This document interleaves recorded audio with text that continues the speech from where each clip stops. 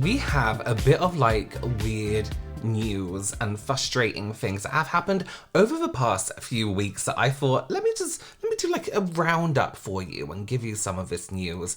Yeah, and see what you think. We have stories of people eating snow in a very, very particular way.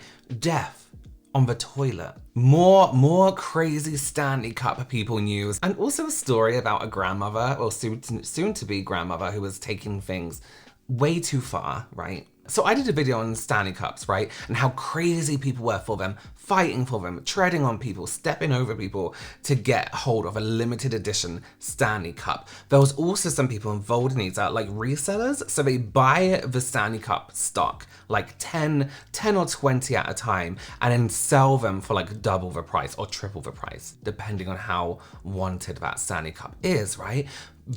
Listen to this. Recently, one of these resellers was arrested for having over $2,000 worth of Stanley Cups, stolen Stanley Cups in their car. They were arrested on grand theft, I think it was, somewhere called Roseville, California. So what happened was, right, she goes into, I think it was a Target, no, it was a few different stores, and she just fills up her car with all these Stanley Cups, not just like the big, what are they called? The Master Quencher, whatever they're called, not just the ones that everyone's after, but also like some other little ones, like smaller ones that you don't really see people fighting over, things like that. You know, she's branching out, trying different things.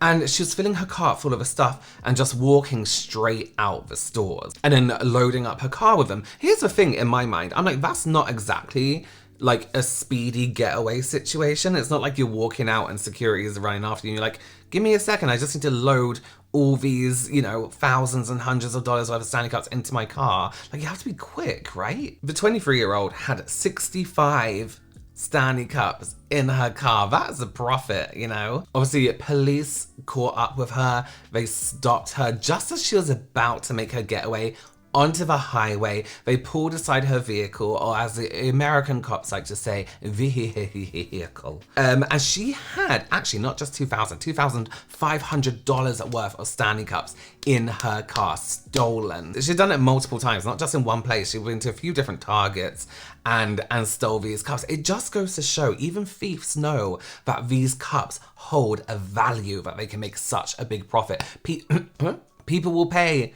£300 for a limited edition Stanley Cup. You crazy. Can I just say something, right? As I was reading this, I saw a thing that said, you know, the people who work in the big stores, it was big stores like Target, not independent stores, were trying to stop her and she wouldn't stop for them. Let me just say, I was told this when I worked in, what department store was it? Selfridges, I think it was. Retail workers, it is above your pay grade. You are not paid enough to stop potential thieves. Let them go. You never know. They could be holding a knife. They could be holding something. They could be very desperate to steal what you're trying to stop them from stealing. It's not worth it. It's not worth your life. It's not worth your health to try and stop people from stealing one or two things. £1,000 worth of Stanley Cups. Trust me, Target's insured for this kind of theft and loss, you know what I mean? So do you remember when it was snowing a few months back, or was it January, right? And even here it snowed a little bit, and it never really snows where I am in England. Other places it does, but we never get the good snow, you know, the snow that settles and looks picturesque. This trend kind of, I've never seen this before, right? It kind of came to light that there's this pastime that not many people knew about, only a certain few people, and that's eating snow. And we're not talking like a kid standing outside, you know, perhaps opening their mouth for a snowflake to fall in, or you know, just maybe taking a little bite out of some snow. Nothing like that. We are talking taking a bowl full of snow, whipping it up into an edible meal. You know, it does sound kind of nice. Here's the deal, right? People were taking these massive clumps of snow, putting it in a bowl and mixing it with condensed milk. So almost like snow cone-esque, or what's it called? Something ice. What's it called? You know. And then they would mix it with like various syrups, so like a caramel syrup, or they'll put like some of that chocolate syrup on top that's made for ice cream, and just full on mixing it up and just eating it like outside snow.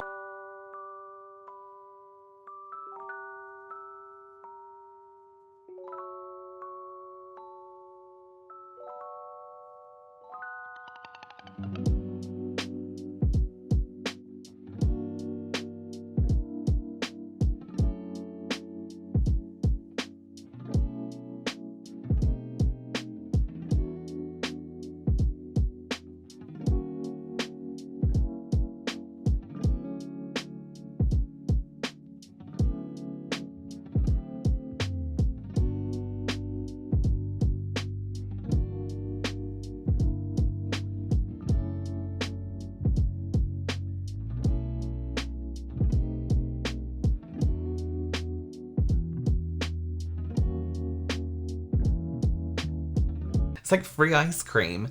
I just do it to my head. And it wasn't just like regular people. Reese Witherspoon, actor, producer, something else, kind of went viral for doing this.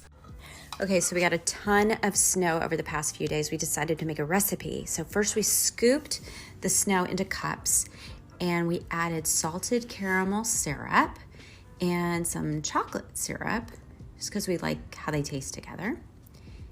And we put it on top. And then we decided to add some cold brew just to have a yummy coffee flavor. Oh my gosh, they're so good. Okay, I know what to call it. A salted, snowy cappuccino. A snow salt chocochino. She called hers a chococino, and she made hers like a coffee situation. So she got the snow, mixed it with cold brew coffee, caramel syrup, and a chocolate syrup too. So it's a proper like chocolate coffee dessert, right? Which would be nice if you like those kind of flavors. I don't like coffee desserts. I like coffee, but like coffee things, I'm like, no. So here's the deal. People were kind of like, Reese Witherspoon, that's disgusting. I saw this and I was like, oh my god, that's so cute. It's kind of like half free food. What a fun activity to do when it snows, you know, building a snowman, building a snow people, farm, I don't know why I said farm, making food, you know? But other people were like, wow, that's really disgusting. All that bacteria in the snow. We've seen like all the stuff that you can get in rain and everything else that falls from the sky. Why would you go ahead and eat snow like this? Like mouthfuls, bowlfuls of snow. Full of bacteria, crap, dirt, you know, you melt it down and you see all this stuff floating around. And I'm thinking, you know what, we do worse than eat snow. On a bit of dirt and stuff like that, you know, we let our animals kiss our mouths. That's meant to be good for you though. That's meant to be good for your stomach. Apparently it's good for your gut bacteria, so get a dog. Let a dog kiss you on the mouth today. But like, what's a bowl full of snow? Like now and then, like once a year, like come on, it can't be that bad. Is it really worth making such a big deal out of? But listen, what do science people say? Science people, they're the ones we need to listen to when it comes to stuff like this. Not just random people on TikTok who are offended by snow eating. Okay, so I need to read this, the Met Office, because this means nothing to me, right? They can form around a nucleus such as this is snowflakes, such as a dust or pollen particle. So it physically has to form around something, right? A chemistry professor, Arisa Aria from Quebec, Canada, found that snow does actually absorb toxins in the air, kind of like our skin. Wait, I don't know if that's a thing. And it can be things like car exhaust fumes, stuff like that. So the snow is kind of taking the environment in also. But overall, scientists do agree that there's very, very small amounts of like toxic things, dirt, whatever, found in snow. Even in like huge cities, busy traffic areas, it really wasn't that bad. And there was actually, I don't know why this was a study, in 2017, a study found that it was actually fine to eat snow. Like is someone getting paid to make these studies? As long as it was like fresh and clean, like freshly fallen, didn't have dirt in it, a bird didn't poo in it, whatever, you know, you could actually just go ahead and eat it. But also eating snow also has an expiry date. So if the snow is over 2 days old, then you should no longer be consuming it. There's an expiry date for eating snow. This is a study. Can you believe? And actually, Reese Witherspoon came back with quite a good response to people who were being like, "You're disgusting." She was like, she kind of grew up not with loads of stuff, not with loads of privileges. They would, you know, drink water out of the taps by putting their mouth around the tap and drinking water. In the summer, when they had a hose, they would drink water from the hose. There are things you do like that when you're a child, when you're growing up. What is a little bit of snow? once a year. Come on. So you can die sitting on the toilet just by sitting on the toilet. I often lock the door to the bathroom even if I'm alone in the house, because it is my fear that someone will creep in and murder me while I'm on the toilet. I know that's really strange. And this dying on the toilet situation has me feeling all kind of ways. Listen, as somebody who has an intolerance to almost everything, I spend some time in that bathroom. Except snow. I don't have an intolerance to snow. But yeah, I have my days where like, you know what, I'm not leaving here for a good while. You don't want to force things out. You don't want piles. You want to be healthy. But there has been suggestions, studies, again, who's studying this, that sitting on the toilet for longer than 10 minutes, which I actually think is quite long, can lead to early death. There is a link to how long you spend sitting on the toilet and your death. That's crazy to me. This was based on a study of over 8,000 people. I'm not sure when and where they started counting how long they were sitting on the toilet to up until their death days. I don't know how that would be worked out, but sure, I believe it. Positive news, people who sat on the toilet for less than 30 minutes at a time.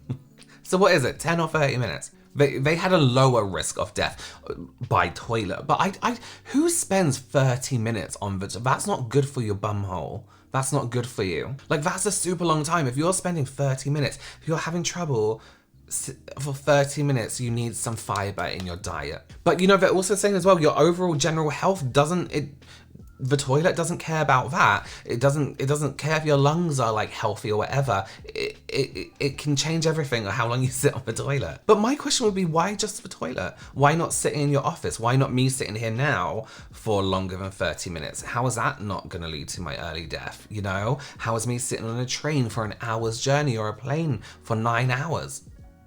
You know? Also, sitting on the toilet can cause other problems for your health, like hemorrhoids. So when people get pregnant, it's like very exciting, right? You all start to think about names of a child. Is it going to be a boy? Is it going to be a girl? What can you buy it, you know? How are you going to decorate the nursery? All these things, all these positive things come into your mind of like, ooh, what are we gonna do, you know? And talking about names, everyone always comes up with a suggestion. They're like, why don't you name it after, you know, your uncle? Why don't you name it after your mum's middle name? You know, all this stuff. There's always suggestions like you kind of want to keep a family name in there somewhere. Not just the last name, not just a surname, but maybe a middle name, which I don't think you have to do personally. Name it after your uncle, your favorite pet, or a car, like some places. People do that in England anyway. But recently, one grandmother, or soon-to-be grandmother, took this kind of name suggestion a little bit too far, to a point where they broke communication. This story actually angers me, right? This grandmother was so dead set on demanding, we should say, she demanded that her son and his wife call their baby what she wanted. And only what she demanded. So a 25-year-old man, his wife, broke the news to their family that they got pregnant. Well, she got pregnant, but they, you know, when you're like, they're pregnant, you know? Loved it. Family loved it. Everything like this. The mum, the grandmother, we're gonna call her, from the get-go suggested that if the baby was a boy, they call him Roger. Which I wouldn't nowadays, maybe back then, not now. And if it was a girl, Elizabeth, right? Roger, because it would honor her grandfather's name. So the grandmother is saying, you need to name your child after my grandfather to honor his name. I don't know why. And Elizabeth, just because she liked it. But so the dad said, the grandmother's husband said that actually this is what she really wanted to call her children, but he said no. So that's why she didn't call her son Roger. So we're there, right?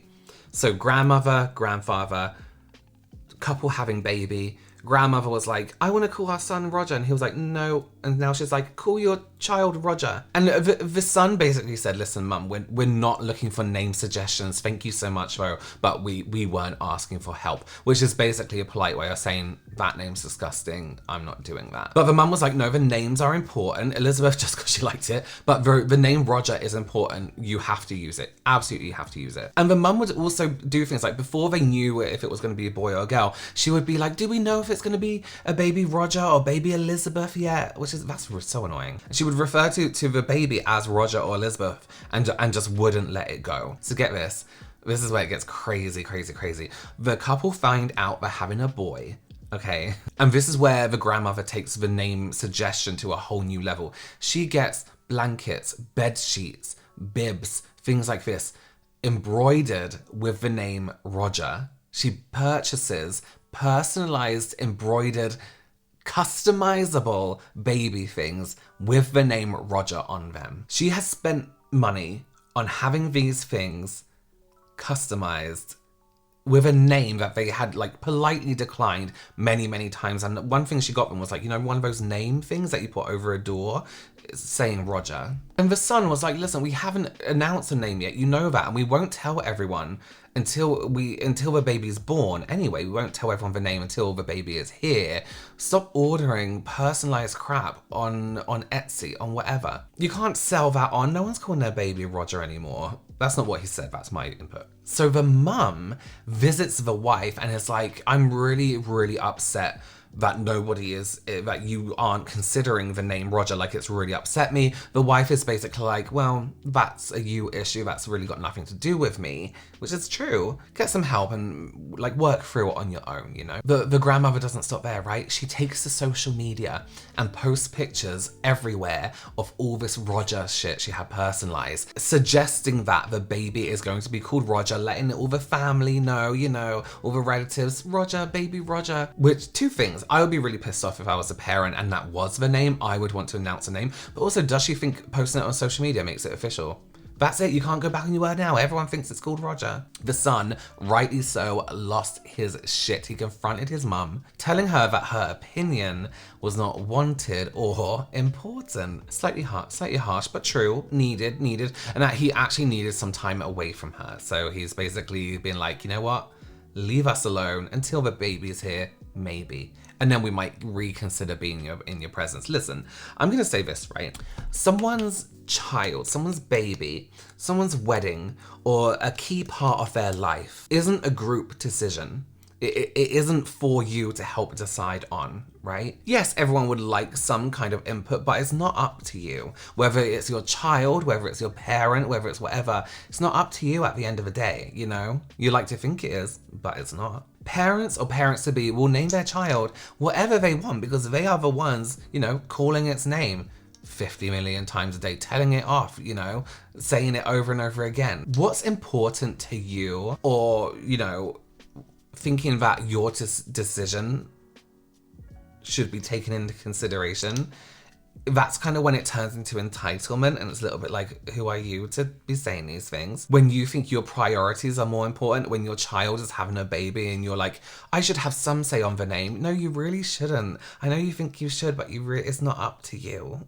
You didn't have children so they could listen to everything that you do, including when it comes to their children. Well, that was some news from around the internet. I love gathering these little stories and reading them, so I thought I would share them with you all. Thank you for joining me. Do subscribe, and I'll see you in the next one. Bye.